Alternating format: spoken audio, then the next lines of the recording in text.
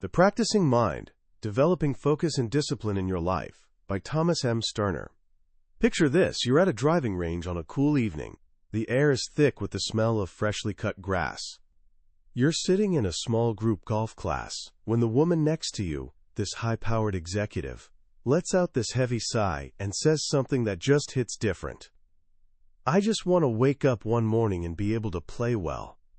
Man, haven't we all been there? That gnawing frustration when you want to be good at something. Guitar, tennis, coding, whatever. But the mountain of practice ahead feels soul-crushing. You just want the end result, the glory, without all the messy, tedious, boring work in between. This feeling? It's one of the biggest dream killers out there. And for the longest time, nobody could really explain why some people have this supernatural discipline while the rest of us start fired up, only to flame out 2 weeks later. But here's the thing. What if there's a secret to mastering anything, and it doesn't involve white-knuckling your way through it? What if you could actually learn to love the practice itself? What if the very act of working on something could become your happy place, your escape from all the madness? That's exactly what we're unpacking today with a book called The Practicing Mind by Thomas M. Sterner. Now, this isn't your typical self-help discipline book. Sterner's background is fascinating. He spent over 25 years as a concert piano technician, working with some of the most intense, perfectionist musicians on earth. He's also a pilot, an archer, and a golfer. This guy didn't just theorize about discipline. He lived it in high-pressure situations day in and day out. And in this summary, I'm going to walk you through the surprisingly simple framework he discovered. By the end, you'll understand the one mental flip that separates the perpetually frustrated beginner from the calm, successful master. You'll learn how to actually enjoy the journey instead of just white-knuckling toward the destination, and you'll unlock a level of focus you might not even know you're capable of. So let's dive in. Let's kick things off with this ancient story that Sterner shares because it perfectly captures how most of our minds work. Picture a chariot being pulled by 4 powerful horses. In this story, those horses represent your mind, all your thoughts, impulses, and emotions running wild. Now, there are 2 types of drivers. The first driver climbs onto the chariot but basically has no grip on the reins. The horses are all over the place, yanking the chariot in every direction, bouncing off the path, completely exhausting both themselves and the driver. The poor driver is just hanging on for dear life, basically a passenger in his own ride. Sound familiar? Our minds are constantly multitasking, worrying about tomorrow, replaying yesterday, ping-ponging from thought to thought. We're driving while scrolling our phones, listening to podcasts, and mentally planning dinner all at once. We're that first driver, exhausted, and not really getting anywhere meaningful. But then there's the second driver. This person steps onto the chariot and takes a firm but gentle hold of the reins. He guides the horses down a specific path. Their energy becomes focused, channeled by the driver's calm, deliberate commands. The ride is smooth. They reach their destination with way less effort and fatigue. This right here is what the practicing mind is all about. It's about becoming that second driver. It's about learning to take control of your own mind so you can direct your energy exactly where you want it to go. So the million-dollar question is, how did we become the first driver, and more importantly, how do we become the second? Sterner argues that our entire culture has trained us from childhood to obsess over one thing: the product, the end result, the finish line. Think back to school. What actually mattered? The grade on your report card. Nobody cared if you truly understood the material or enjoyed learning it. What counted was whether you got an A or a B. The grade, the product, defined your worth. An F student is a failure. An A student is excellent. This bottom-line thinking gets hammered into us. Results are everything. This obsession follows us into adulthood. In sports, we only celebrate winners. In business, everyone's fixated on quarterly profits. In our personal lives, we tell ourselves, I'll be happy when I lose 20 pounds, or I'll be happy when I get promoted, or I'll be happy when I can finally play this song perfectly. The problem with this mindset is brutal. It turns the present moment, the only moment we actually have, into this annoying obstacle course. The process of reaching our goal feels like torture we have to endure, and because our goal is always somewhere in the future, we're never actually here. Our mind is constantly whispering, "You're not there yet. You're not good enough yet." This is why we get bored, impatient, and frustrated. This is why we quit. We're so fixated on the product that we poison the entire process. Sterner learned this lesson the hard way.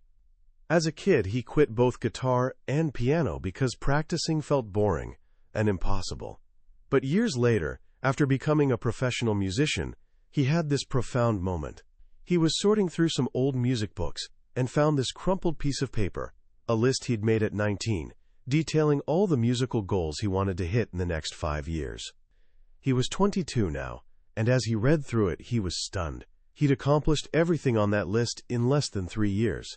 He'd even achieved stuff he couldn't have imagined back then. But here's the weird part. He didn't feel any different. He wasn't any happier or more fulfilled as a musician. His idea of good enough had just moved further down the road. The horizon kept receding, no matter how fast he sailed toward it. In that moment, he understood something life-changing. There was no magical summit where he'd finally feel complete. The joy wasn't in arriving at the destination. The joy was in the process itself. The learning, the growing, the creating, moment by moment. This is the central, mind-blowing idea of the book. You need to make the process, not the product, your goal. It sounds paradoxical, but it's true. When you focus on the process, the results take care of themselves almost effortlessly. When you obsess over the product, you immediately start fighting yourself. Let's make this practical. Imagine you're trying to throw tennis balls into a trash can from 10 feet away. The product-focused approach looks like this. You throw the first ball, it misses. Instantly, your mind goes, "Ugh, I suck at this. Now the best I can do is 2 out of 3. You've already wasted a ton of energy on judgment and self-criticism. Now try the process-focused approach. Your goal isn't to make the shot. Your goal is to stay focused on the act of throwing. You pick up the first ball, you look at the can, and you toss it. It bounces off the floor in front of the can. Instead of beating yourself up, you simply observe this data with emotional neutrality. Okay, that was short. I need to adjust the arc and throw a bit harder. You use that feedback to fine-tune your next attempt. There are no mistakes with this approach, only feedback. You're not judging yourself. You're just learning and doing. You're in what Sterner calls the DOC cycle. Do, observe, correct. He saw this exact principle in action when reading about the U.S. Olympic archery team. The coach said the biggest problem with American archers was their fixation on the score. They were so obsessed with hitting the bullseye that they were riddled with anxiety. Meanwhile, the Asian teams were completely absorbed in the process of executing a perfect shot. The breathing, the draw, the release. The final score barely mattered to them. And because of this detached, process-focused mindset, they were almost unbeatable. They were living in the DOC cycle. This shift from product to process is the first pillar of the practicing mind. But it leads to something deeper. How do we let go of our obsession with perfection? Sterner invites us to think about a flower. He asks this simple, beautiful question. At what point in a flower's life, from seed to full bloom, does it reach perfection? Really think about it. Is it perfect as a seed, holding all its potential inside? Is it perfect when it first breaks through the soil, reaching for sunlight for the first time? Is it perfect in full bloom, or is it perfect when it withers and returns to the earth, completing its cycle? The answer is obvious once you see it. The flower is always perfect. It's perfect at being exactly what it's supposed to be at every single stage. A seed isn't an imperfect bloom. It's a perfect seed. A sprout isn't a failed flower. It's a perfect sprout. This is how we need to see ourselves. When you're learning something new, you're not an imperfect expert. You're a perfect beginner.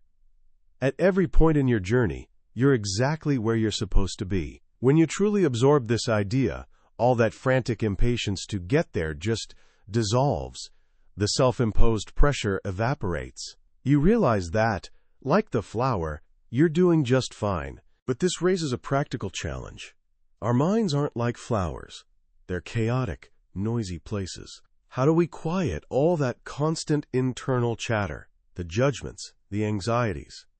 This brings us to the second pillar, learning to become the observer. Stirner explains that we all have two parts inside us. First, there's your ego, your personality. This is the voice that's always talking, judging, comparing, worrying. It's the part that goes, "That was a great shot," or "That was a terrible mistake." The ego is subjective and never satisfied. But there's another part of you, a quiet, still presence that simply watches the ego's drama without getting swept up in it. This is your true self, the observer. When you're talking to yourself, the ego is doing the talking, but the observer is doing the listening. The more you can align with this quiet, non-judgmental observer, the more peace and balance you'll experience. You start seeing your own thoughts and emotions with a kind of detached curiosity. When you feel a wave of anger or frustration, the observer simply notes, the ego is experiencing anger right now, without becoming the anger itself. This is the real source of self-control. You can't control what you're not aware of. Awareness has to come first. By stepping back and becoming the observer, you can watch your old, unproductive habits arise without being enslaved by them. Which brings us to the third pillar, practical tools for building new habits. We all know changing habits is tough. The old way of doing things feels comfortable and automatic. Stirner points out that every action, physical or mental, is a habit. How you react to criticism, how you talk to yourself, how you tackle a difficult task, it's all habit. But the good news? Habits are learned, which means they can be unlearned and replaced. He shares this finding from sports psychology. Repeating a new action about 60 times a day for 21 days can form a new, ingrained habit. The key is intentional, deliberate repetition without emotional judgment. You just stick with the process, knowing that a new habit is forming. But what about when an old, destructive habit kicks in automatically? How do you stop its momentum? Here, Stirner introduces the concept of a trigger. A trigger is a simple, pre-planned signal that alerts you to stop the old pattern and start the new one. Imagine you've got this difficult coworker who always makes irritating comments. Your old habit is to react with anger and defensiveness. You decide you want to build a new habit of responding with calm detachment. Your trigger could be that first spark of annoyance you feel when he speaks. The moment you feel it, that's your cue.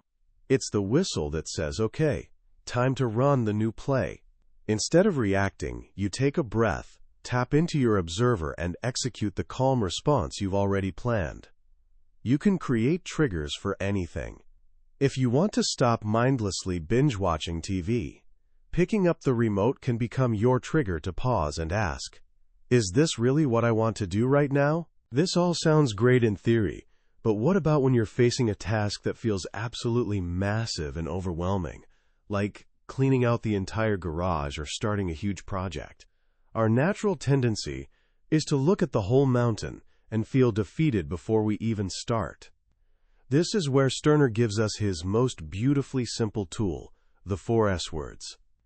Whenever you're facing a daunting task, apply these 4 principles. 1. Simplify. Break the massive task into its smallest parts. Don't think about cleaning the whole garage. Just focus on one corner. 2. Small. Make your goals ridiculously small and achievable. Your goal isn't to run a marathon. Your goal is to put on your running shoes and walk to the end of the driveway. Build from there, but that initial win has to be small and repeatable. 3. Short. Work in short, focused bursts. Instead of telling yourself you have to clean all Saturday, commit to working on that one corner for just 45 minutes. You can handle almost anything for a short stretch. This eliminates that overwhelming feeling. 4. Slow. This is the most paradoxical and powerful S of all. Intentionally slow down your pace. Work at a speed that lets you be fully present and pay attention to what you're doing. Sterner tells this fantastic story about a day when he was facing a ridiculously packed schedule as a piano technician. He had to prep multiple concert pianos, drive across 2 states for service calls, then return to the concert hall that evening. He was exhausted and stressed. So as an experiment, he decided to spend the entire day deliberately working as slowly as possible. He opened his toolbox slowly. He took out each tool one at a time. He performed every action with meticulous, unhurried care. His ego was screaming, "You'll never finish. You're wasting time." But he stuck with it. And something funny happened. He felt incredibly calm and peaceful. The usual stress was gone. But the truly shocking part came when he finished the first job and got back to his truck. He looked at the clock, certain he must be running an hour late. In reality, he'd cut over 40% off his usual time. How is this possible? Because when you rush, you waste enormous amounts of energy on scattered thoughts, anxiety, and sloppy mistakes that need fixing. When you work slowly and deliberately, all your energy is focused on what you're doing. There's no wasted motion, physically or mentally. You get more done, with less effort, and you feel peaceful doing it. These 4 principles, simplify, small, short, and slow, are the keys to making any process manageable and even enjoyable. They're the practical application of the practicing mind. Finally, Sterner reminds us that this journey isn't about reaching some final enlightenment destination. It's about the daily practice of bringing ourselves back to the present moment. The goal isn't to become a perfect chariot driver who never gets distracted. The goal is to become a driver who, when he notices the horses have wandered off the path, gently and without judgment pulls on the reins and guides them back. Every time you notice you've lost focus, that you've slipped into judgment or impatience, that very moment of awareness is a victory. It means you've returned to the present. You're back in control. You're practicing. And in every moment you're practicing, your skills are growing, and you're exactly where you need to be. As we wrap up our journey through the practicing mind, I want to reflect on why this book matters so much, especially right now. We live in a world absolutely addicted to instant gratification. We've got one-click ordering, on-demand streaming, and social media feeds engineered to give us dopamine hits every few seconds. Our culture screams at us from every direction, "Get it now. The product is all that matters." In this environment, the ideas in this book feel almost revolutionary. The act of slowing down, of focusing on the process, of finding peace in deliberate effort. It's a radical rebellion against the noise of modern life. What Thomas Sterner has given us isn't a collection of productivity hacks. It's a philosophy for a more peaceful, meaningful, and effective way of living. The most powerful lesson for me is that flower analogy. The idea that we're perfect at every stage of our development is such a powerful antidote to the constant self-criticism and imposter syndrome so many of us feel. It gives us permission to be beginners, permission to learn, and permission to be patient with ourselves. So how can you start applying these ideas today, right now? Let me offer 3 simple actions. First, try the flower test. For the next 24 hours, anytime you feel impatient or frustrated with your progress in any area, pause and ask yourself, at what point in a flower's life is it perfect? Remind yourself that you too are perfect at being exactly where you are in your journey. Second, take on the slowdown challenge. Pick one mundane activity you do every day: brushing your teeth, washing dishes, making coffee. Tonight or tomorrow morning, do that one thing with deliberate, intentional slowness. Pay attention to every sensation, every movement. Don't think about what's next. Just be fully present in that simple task. This small exercise will give you a taste of the peace that comes from a quiet, focused mind. And third, name your observer. The next time you feel your mind spiraling into worry, judgment, or anxiety, consciously step back and say to yourself, "My ego is really worked up right now." Just by naming and observing it, you create space between you and the emotion. You remember that you're not your thoughts, You're the one aware of your thoughts. You're the observer. That was a summary of The Practicing Mind by Thomas M. Sterner. We've hit the big ideas today, but I need to be honest with you.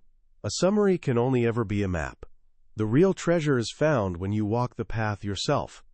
The true magic happens in those quiet moments of reading, when a particular story or simple phrase connects with you in an unexpected way. This summary is your map, designed to help you decide if this journey is one you want to take. If anything we've discussed today has sparked something in you, I encourage you to grab a copy.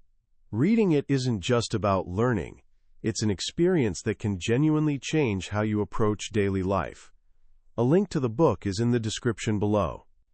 Also, if you found this valuable, please show your support by hitting that like button and subscribing to the channel. That way, you won't miss our next exploration into another life-changing book. Let's keep learning and growing together.